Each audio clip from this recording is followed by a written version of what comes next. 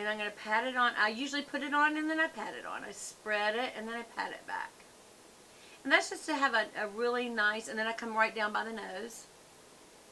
And I also go to the inner corner.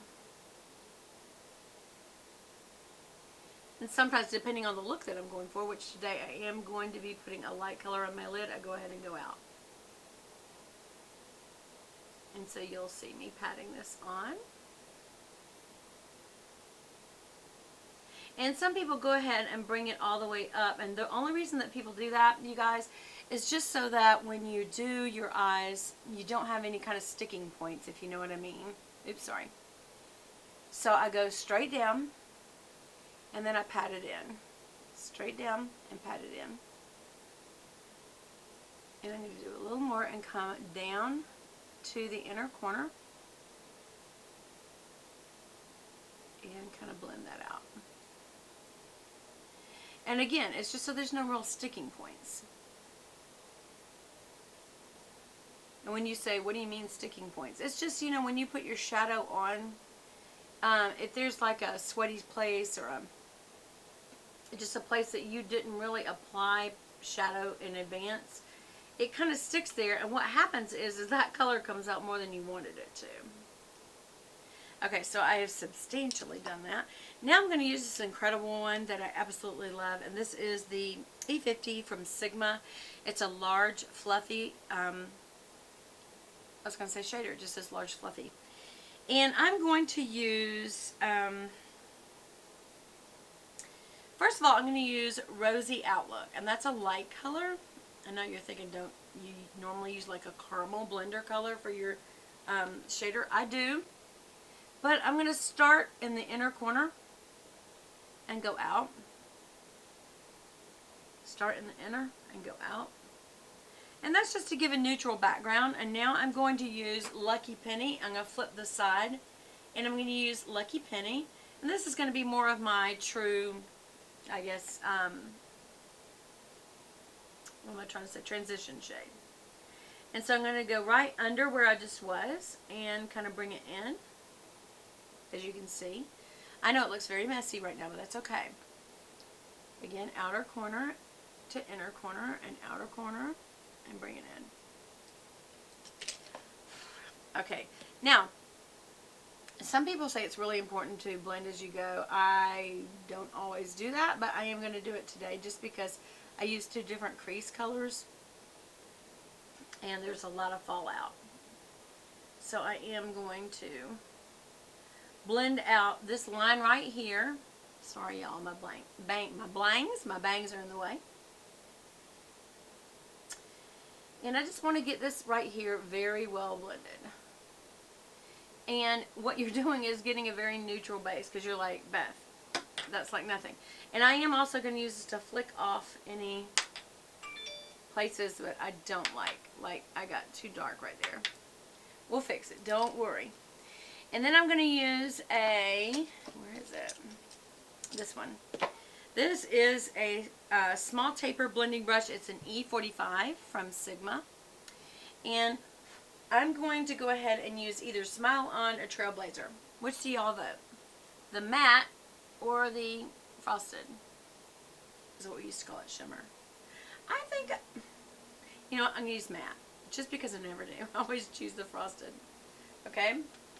So, we're going to put this in the outer crease. That's where you touch down because that's where the color will most deposit is wherever you touch down. And I've got my hand about halfway up the brush, which puts a certain amount of pressure to put this down pretty heavy. And therefore, you can see it's pretty heavy. I'm going to do it again on this side. Put it down there and then go back and forth. And as you can see, when you have your hand midway up, you put a good amount of pressure on. And so now I'm going to kind of blend that out. And I don't want to overdo it. Y'all will see. And I'm going to come back with this. And I'm going to go ahead and use the Smile On. And I'm using now a short shader, E20. This is my absolute favorite for coming under the lash line. And not only making a liner look out of it, but also just if you wanted, this would be a good brush to use for so many things. You can kind of, because I'm using a brown, you can kind of buff up the brow in the front here. See how I'm buffing up the brow a little bit? I already have my brows done, and I've had a good bit of fallout that I've got to correct for.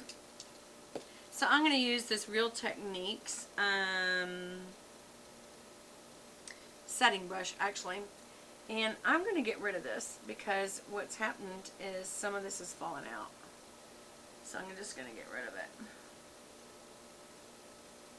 There.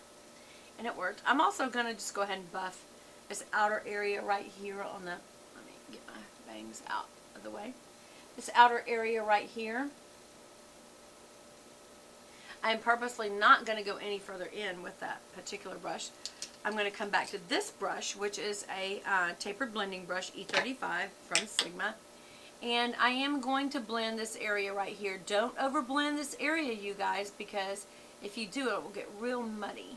Just blend the line between here and here. So I'm going to blend here. And I'm going to do it pretty good. Again, I'm going to do it back and forth right here in front, and then back and forth in this outer area. And that's all. Don't overdo that. And there's a good bit of brown on this, so if you wanted to really cut in, you could use that a little bit. On either side of your nose. Wow. Okay, so there's like an extreme amount of brown, you guys. Look at that. Okay, so I actually take that back. I wouldn't have done either side of my nose. Anyway, okay, so that's too brown. But it's okay. Alright, so what I would say about this palette is that I love it. Double Duty Beauty, and it's Classic Courage. And the colors are really good to use for every day. And I really would advise you guys, if you want an everyday palette that also has blush in it, that this is a good one to keep in your purse, your car, wherever, at work, in your drawer, wherever you need to touch up or make up or whatever. Oh, I didn't show y'all using the blush. So let me get my Chanel, and we are going to go into the blush. It's probably going to be a little much because I already have plenty on. But anyway, I'm going to go ahead and use it. I really do love it, you guys. So, alright, and now I'm going to go ahead and do something, this is going to be part of my favorites. But my CoverGirl eyelash curler, it's even, I know you're not going to believe I'm going to say this, but it's even better than my Chanel. Yeah, I like it. I don't know why, but the CoverGirl one, it's the shape of it. It just does a really good job on your lashes. And so I'm going to go ahead and curl them. Again, when you put it down on the base of your eyelid, it pops your lashes right up. And you can go ahead and clamp down. And when you do, it just really bends them backward. And so it's kind of like an L bent, though. So to get more of a C, a little more rounded, then let go just a little bit and roll it a little more towards the back of the socket and kind of lift it up like this. And what that does is it makes it go a little further back. Okay, we're going to do it over here now. Now you're fixing to hear the little birdie alarm that I have, 4:58, so it must be 4:58, meaning right before 5 o'clock. And also 4:58 is a special time for me and my husband because it means I love you.